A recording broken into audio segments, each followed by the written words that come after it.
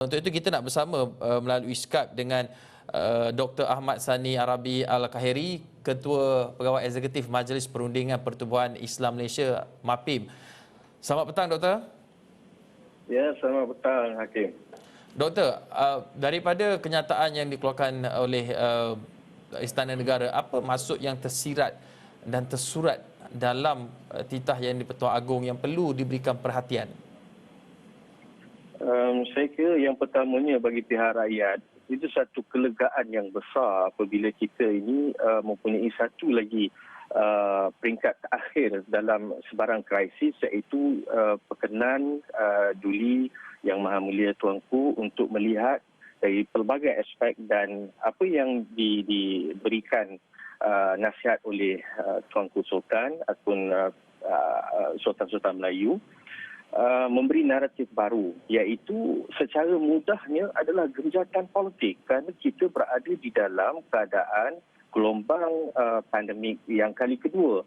Kita sudah pun melalui saat bagaimana frontliner mendepani satu wabak yang tidak diketahui bagaimana cara untuk mengatasinya. Pada gelombang yang pertama, begitu juga kepada rakyat.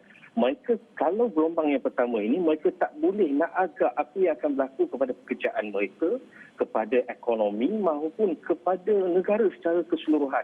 Tetapi untuk gelombang yang kedua, ini begitu mencabar kerana rakyat sudah mempunyai preconceived idea bahawa bila berlakunya gelombang kedua, nescaya akan berlaku juga risiko pembuangan pekerjaan dan juga kesan-kesan yang secara langsung akan kena kepada rakyat. Justru rakyat menilai dari sudut pihak kerajaan maupun pembangkang apabila naratif yang dilontarkan ataupun dilaksanakan untuk mengambil alih kerajaan, untuk melakukan pilihan raya, ini cukup mencemaskan. Justru di pihak MAPIM kita lihat titah Tuanku yang di-Pertuan Agong adalah sesuatu yang sangat ditunggu-tunggu dan sangat melegakan. Dan inilah masanya genjatan politik ini dilakukan atas nama kepimpinan negara Malaysia.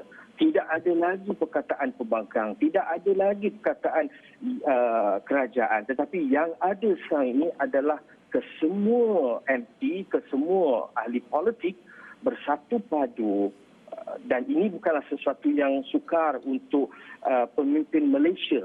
Saya tekankan pemimpin Malaysia ini kerana negara jiran kita sekarang ini sudah pun berlaku pergolakan, tetapi tidak di Malaysia kerana kita masih berbaki kebijakan dan juga kematangan. Sebagai contoh, apa yang boleh kita lakukan sehingga saat ini, kerana rakyat menanti sahaja, rakyat sudah buat apa yang disarankan kepada rakyat, bersatu padu. Hatta rakyat sendiri sekarang ini keluarkan duit, membantu melalui NGO, menghantar bantuan kepada frontliner.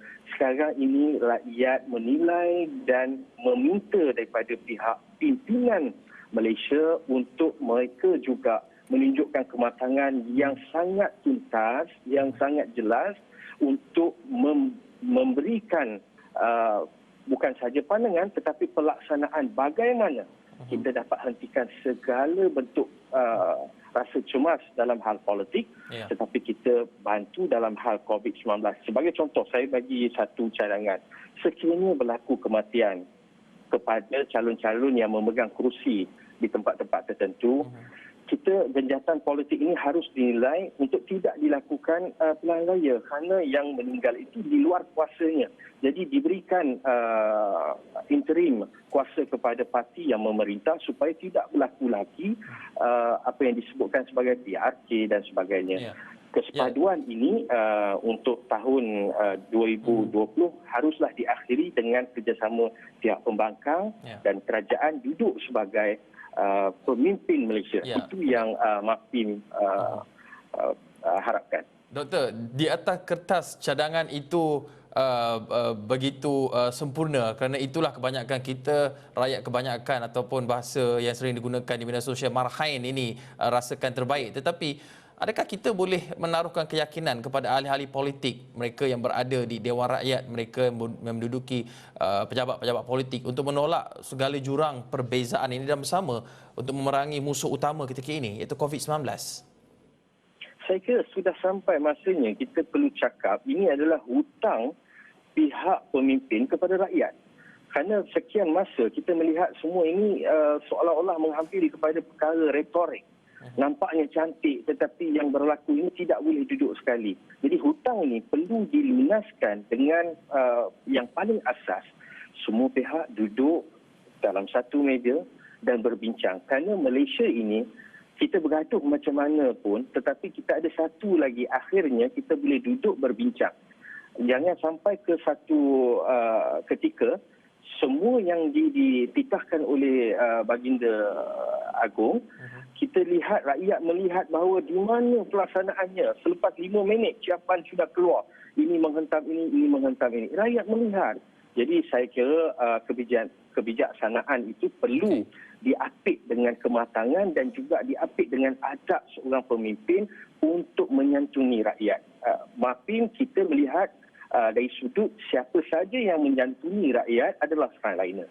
Itu paling asas. Dan saya kira rasa yang sama dikongsi oleh rakyat, siapa saja yang menyantuni rakyat, yang turun dan membantu sama ada dalam apa saja keadaan, mereka ini duduk di hati rakyat. Mereka inilah yang kita sebutkan sebagai frontliner. Tetapi siapa saja yang terus-menerus bercakap, mendabik dada seolah-olah politik hari ini dapat mengubati pandemik COVID-19, kita merasakan mereka ini sudah menjadi musuh kepada rakyat sekarang. Ini yang dirisaukan.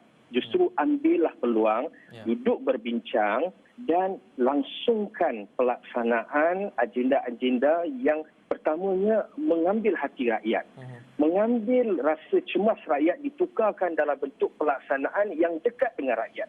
Bukannya yang bercakap dalam versi retorik lagi. Kerana kita melalui fasa kedua, gelombang yang bukan menguji rakyat tetapi menguji pihak kerajaan. Siapakah di hati rakyat? Siapakah yang disebutkan sebagai frontliner rakyat? Bukan kita tidak lihat siapa yang mempunyai majority. Kita melihat siapa yang mampu tenangkan rakyat, mampu mengambil semua masalah-masalah yang rakyat tidak ada option untuk keluar. Ini yang saya kira sedang dihadapi oleh rakyat marhen seperti kita ini semua.